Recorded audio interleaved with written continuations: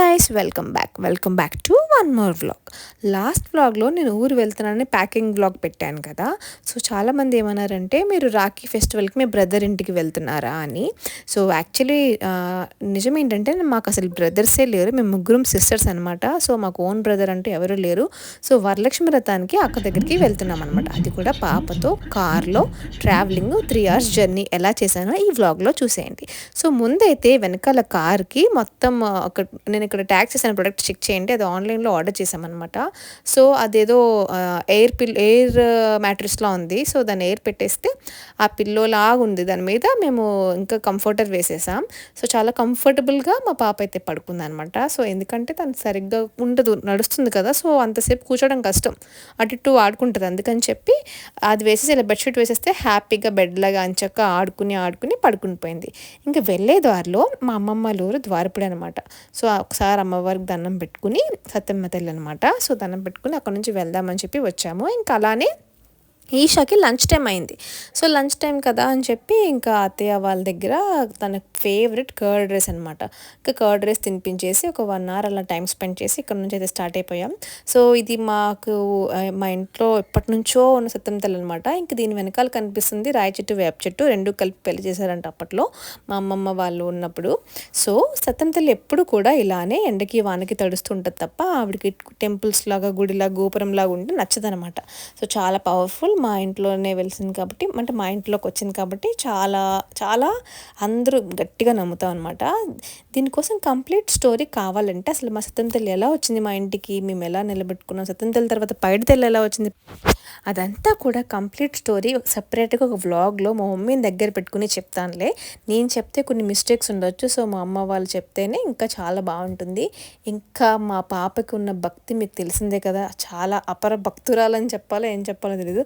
So చాలా చాలా పిచ్చి అనమాట, దీనికి ఫుల్గా ఆడేసుకుంటుంది. దానికి ఇలా ఫ్రీగా ఉంటే అండ్ చుట్టూ బర్డ్స్ అవి వస్తే చాలా చాలా చాలా ఇష్టం అనమాట. ఇది మా అమ్మమ్మలో నుయ్యి అనమాట. అప్పట్లో మమ్మీ వాళ్ళు ఆ నూతిలో నీళ్ళు తాగేవారంటే, ఇప్పుడైతే యూజ్ చేయట్లేదు, బట్ అందులో అయితే వాటర్ అయితే ఉంటాయి.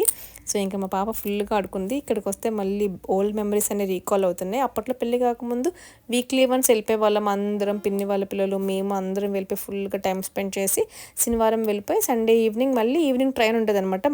మా ఇంటి వెనకాల స్టేషన్ కాబట్టి త్వరగా వెళ్ళి వెంటనే వచ్చేసేవాళ్ళం. ఇప్పుడైతే ఎవరి లైఫ్లో వాళ్ళు బిజీగా ఉన్నారు. నాకైతే ఓల్డెన్ డేసే నిజంగా బెస్ట్ అనిపిస్తుంది. అందరూ అంటుంటే ఏంటో అనుకున్నాం కానీ అప్పటి రోజులు వేరు, ఇప్పుడు వేరు. ఇప్పుడు ఎవరి లైఫ్లో వాళ్ళు బిజీగా ఈ జనరేషన్తో అయిపోతుంది అనమాట. ఇంకా పాపకి కర్డ్ రైస్ తినిపిస్తూ అటు ఇటు చూపిస్తూ అలా టైం స్పెండ్ చేశాను అనమాట. సో ఆఫ్టర్నూన్ వెళ్ళాం కాబట్టి లంచ్ టైంకి నేను ఆల్రెడీ తన కోసం ఇడ్లీ అంబలి అన్నీ ప్రిపేర్డ్గా పెట్టుకున్నాను. జర్నీ కదా అని చెప్పి ఏది పడితే అది లేకుండా వెళ్ళకుండా అన్నీ ముందే పెట్టుకుని వెళ్ళాలి. ఇంకా వెళ్ళే దారిలో రావులపాలెంలో పువ్వులు తీసుకుంటున్నాం అమ్మవారికి. ఇంకా రావులపాలెంలోనే భాస్కర రెస్టారెంట్లో మంచిగా బిర్యానీ ఇంకా బటర్ నాన్ తిన్నాను. నేను ఏ ఫుడ్ తిన్నా బటర్ నాన్ పక్కా తింటాను.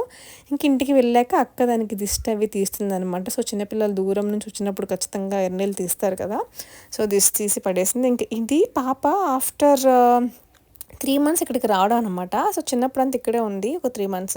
సో అందుకని చెప్పి మొత్తం అన్నీ అబ్జర్వ్ చేసుకుంటుంది. ఈ ప్లేస్ ఏంటి, ఇంత ప్లేస్ ఉంది, నేను ఫుల్గా ఆడేసుకోవచ్చు అని చెప్పి ఫుల్ జాలీ అయిపోతుంది అనమాట. సో తనకి చాలా ఎక్సైట్మెంట్ వచ్చేసింది, ఇంకా ఫుల్ హ్యాపీ. మొత్తం మా అక్కకి ఏం చెప్పానంటే ఈ హాల్లో కింద ఏమైతే ఉన్నాయో మొత్తం అన్నీ ఏరియా అంతా వెకేట్ చేసే, ఈషా మామూలుగా ఆడుకోవద్దని చెప్పాను అనమాట.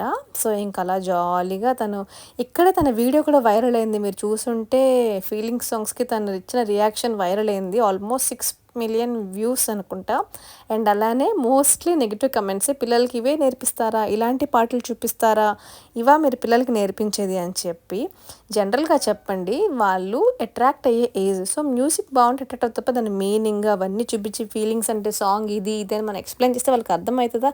కమెంట్ పెట్టే వాళ్ళకైనా బుర్ర ఉందో లేదో నాకైతే అర్థమవుతుంది. ఎనీవేస్ నేనేం పట్టించుకోలేదు, అవన్నీ చూస్తే పిచ్చ కామెడీ అనిపిస్తుంది. ఇంక ఈవినింగ్ మళ్ళీ మా హస్బెండ్ ఊరు వెళ్ళిపోతారు కదా, సో సరదాగా పాపనల్లా పైకి తీసుకెళ్ళి క్వాలిటీ టైం స్పెండ్ చేసామన్నమాట.